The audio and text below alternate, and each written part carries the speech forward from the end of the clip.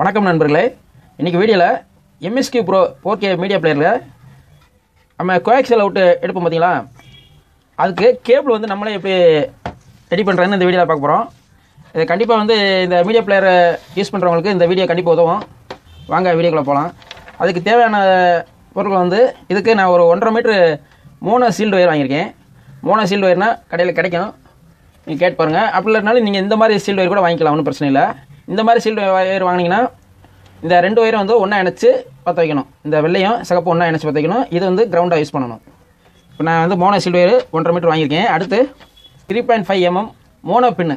இது வந்து EB பின்னுன்னு சொல்லுவாங்க. இது வந்து மோனோ ஒரு கட்டு மட்டும் தான் இருக்கும். கிரவுண்டு ஒன்று, டேட்டா ஒன்று, அது மாதிரி ஒரு கட்டு மட்டும் தான் இருக்கும். இது வந்து நீங்கள் MX கம்பெனியில் வாங்கிக்கங்க. MX கம்பெனி நல்லா எனக்கு கரெக்டாக மேட்ச் ஆகுது.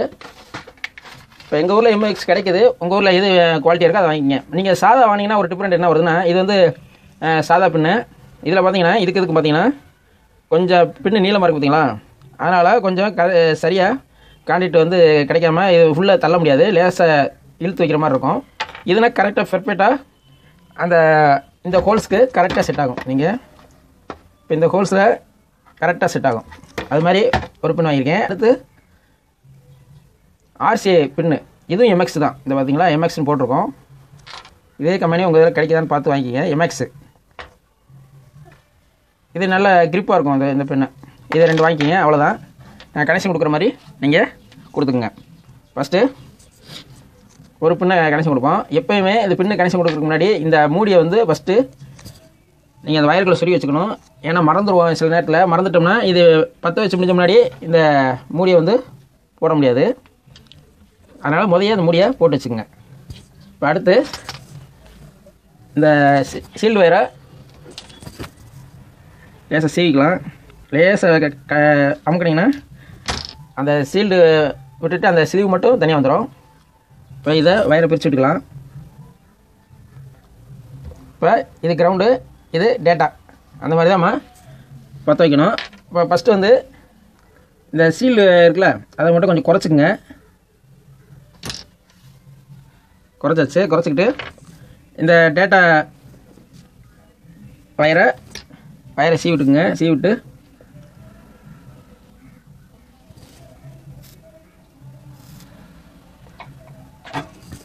இந்த மாதிரி ரெடி பண்ணி வச்சுக்கோங்க. இப்போ இந்த பின்னில் எப்போயுமே இந்த பெரிய நீளமாக ஒரு பின்னு வருது பார்த்தீங்களா, இது வந்து எப்போயுமே கிரவுண்டு தான் கொடுக்கணும். இந்த குட்டையாக இருக்கும், அது சென்டரில் வரும். அந்த பின்னு வந்து மெயின், அதாவது டேட்டா ப்ளஸ்ஸு, அந்த மாதிரி தான் கொடுக்கணும். ஃபஸ்ட்டு கிரவுண்டு கொடுக்குறதுக்கு இந்த இதில் வந்து லேசாக இந்த பின்னில் பற்ற வச்சுக்கணும். அப்படின்னா தான் நம்ம வயரை பற்ற வைக்கும்போது கரெக்டாக பிடிக்கும். நம்ம இந்த பின்னை பற்ற வச்சுக்கலாம். இப்போ பற்ற வச்சாச்சு. இப்போ இந்த ஒரு கிளிப் மாதிரி இருக்கு பாருங்கள். இந்த கிளிப்பை வந்து இந்த ஸ்லீவில் வந்து கவர் பண்ணுற மாதிரி நம்ம பற்ற வைக்கணும். இன்னும் கொஞ்சம் நீளத்தை குறைச்சிக்கலாம். குறைச்சிக்கிட்டு இப்போ கரெக்டாக இப்படி வச்சு இப்போ நம்ம பற்ற வைக்கிற பாருங்க, அது மாதிரி பற்ற வச்சுக்கோங்க.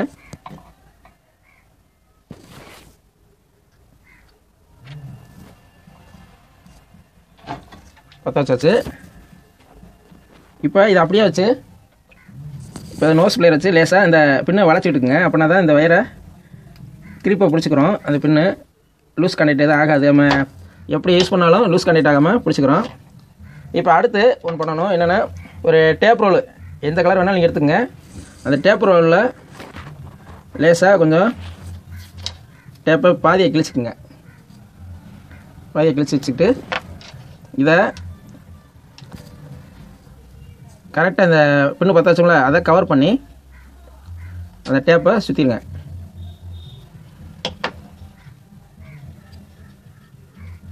இப்போ இது எதுக்கு சுற்றுறோம்னா, லேசாக வளையும் போது பார்த்தீங்கன்னா இந்த கிரவுண்ட் வந்து இந்த மெயினில் வந்து டச் ஆயிரும். அதனால தான் இந்த டேப் அடிச்சிருக்கோம். அடுத்து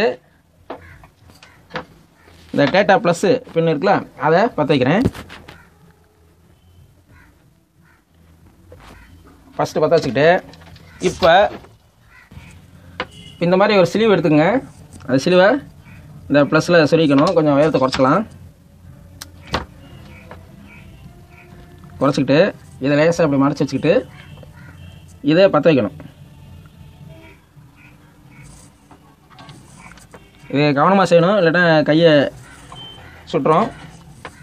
இப்போ பற்ற வச்சாச்சு. பற்ற வச்சுட்டு லேசாக வளைச்சிட்டு இந்த ஸ்லீவை நீங்கள் இப்படி வளைச்சிங்கனாவே இந்த ஸ்லீவ் மேலே வரும்.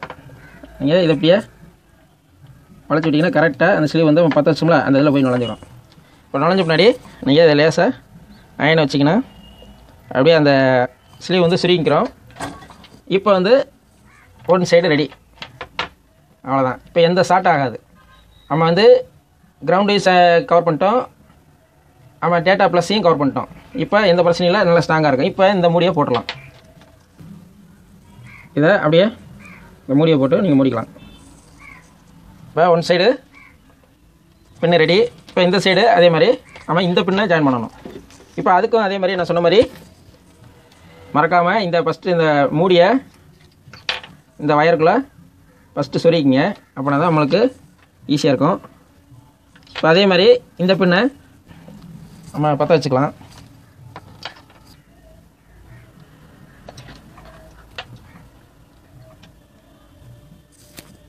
ஃபஸ்ட்டு இந்த கிரவுண்டு பின்னை பற்ற வச்சுக்கலாம்.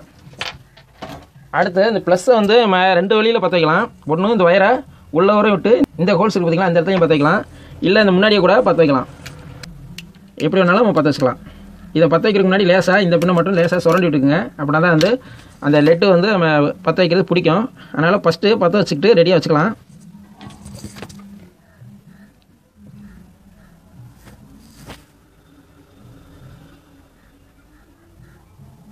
இப்போ பற்ற வச்சுட்டேன்.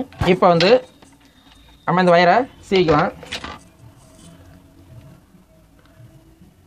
லேசாக அமுக்கினீங்கன்னா அந்த ஸ்லீவ் தனியாக வந்துடும்.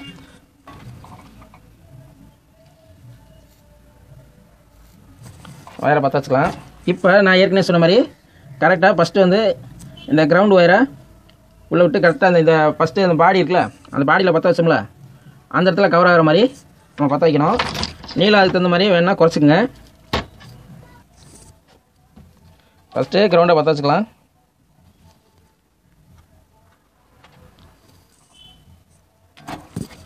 கிரவுண்டை பற்ற வச்சுட்டேன். இப்போ அதே மாதிரி அந்த கிளிப்பை அப்படியே வளைச்சி விட்டுக்கலாம். அப்படின்னா தான் கிளிப்பாக அந்த வயரை பிடிச்சிக்கிறோம். இந்த டேப்பை சுற்றிடுங்க, அவ்வளோதான். இந்த மாதிரி சுற்றிட்டோம்னா சேஃப்டி. அடுத்து அதே மாதிரி இந்த ஸ்லீவை இந்த டேட்டா ப்ளஸில் வயரில் சொருகிட்டேன். இப்போ வந்து லேசாக இப்படி கிராஸ் பண்ணிங்கன்னா இதில் வளைச்சி வச்சு அப்படியே பற்ற வச்சலாம்.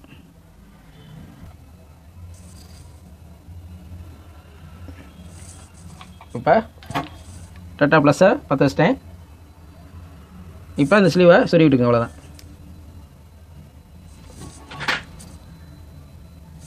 அவ்வளோதான், முடிஞ்சிச்சு. இப்போ இந்த பின்னை லேசாக வளைச்சிட்டிங்கன்னா இப்போ எங்கிட்டும் வந்து நம்மளுக்கு ஸ்டார்ட் ஆகாது. இப்போ இந்த மூடியை நம்ம போட்டுக்கலாம், அவ்வளோதான்.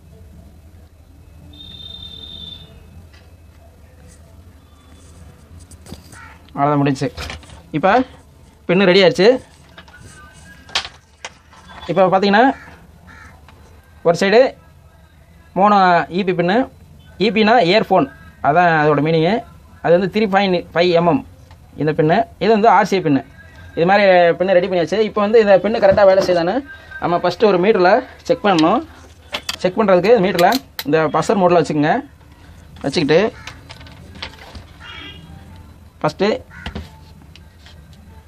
இந்த கிரவுண்டு பாடியில் வச்சுக்கிறேன். அதே மாதிரி இந்த பாடியில் கனெக்ட் ஆகுதான்னு பார்த்துக்குங்க. ஏன் சவுண்டு வருதுல்ல, இப்போ கனெக்ட் ஆகுது. இப்போ கனெக்ட் ஆகும்போது இதில் எதுவும் கனெக்ட் ஆகக்கூடாது.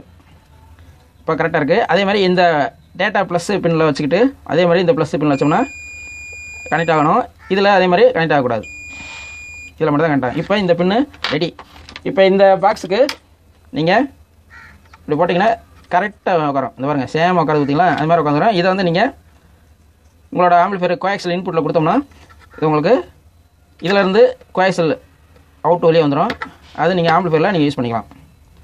உங்களுக்கு இந்த பின்னை வந்து உங்களுக்கு செக் பண்ணி காட்டுறேன், வாங்க. இப்போ நான் எம்எஸ்கே பாக்ஸை மாட்டிட்டு ஒரு டிஎஸ்பி 5.1 கிட்ட உங்களுக்கு கனெக்ஷன் பண்ணி காட்டுறேன். இதில் பார்த்தீங்கன்னா உங்களுக்கு அந்த பின்னை நான் சொல்லியிருக்கேன் பாருங்கள். இது வந்து கோஆக்சியல் அவுட்டில் சொல்லிட்டேன். அதை கொண்டு வந்து நேராக கொண்டு வந்து இந்த டிஎஸ்பி கிட்டில் கோஆக்சியல் 1ல் சொல்லியிருக்கேன். இப்போ உங்களுக்கு ஆடியோ செக் பண்ணி காட்டுறதுக்காக இதில் 2 வயரை உங்களுக்கு சொல்லி வச்சுருக்கேன். இது வந்து ஃப்ரண்ட் லெஃப்ட் ரைட்டில் சொல்லியிருக்கேன். ஆம்ப் ஒன்று உங்களுக்கு சவுண்டு காட்டுறதுக்காக ஆம்ப் ஒன்று மாட்டி வச்சுருக்கேன். இப்போ நம்ம இதை ஆன் பண்ணியாச்சு. இப்போ கொடி பிளேயருக்குள்ளே போய்க்கிறேன். கொடி பிளேயரு போனோம்னா கொடி பிளேயரில் உள்ளே போனீங்கன்னா அதில் கீழே இறக்கிட்டே வந்தீங்கன்னா வீடியோஸ்ன்னு இருக்கும். அதில் செலக்ட் பண்ணோம்னா நம்ம ஃபைல்ஸ்லாம் காட்டும்.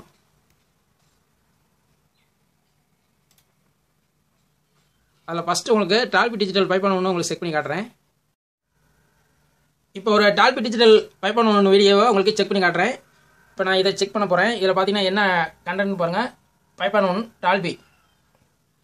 இப்போ நான் இந்த ப்ளே பண்ணும்போது இதில் டால்பின்னு மாறுதான்னு மட்டும் பாருங்கள். இப்போ ப்ளே பண்ண போகிறேன். ப்ளே பண்ணிட்டேன். டால்பி வச்சு பார்த்தீங்களா, டால்பி.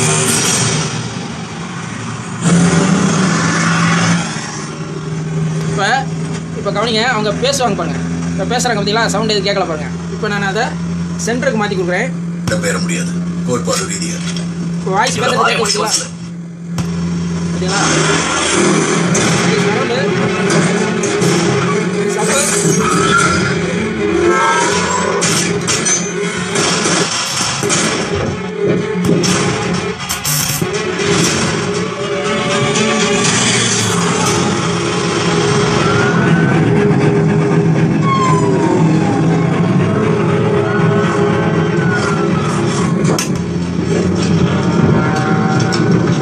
அடுத்து உங்களுக்கு டிடிஎஸ் வீடியோ ஒன்று ப்ளே பண்ணி காட்டுறேன்.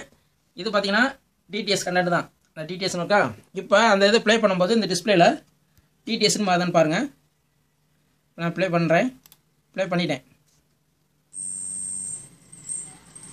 சரிங்களா, டிடிஎஸ் வந்துருச்சா.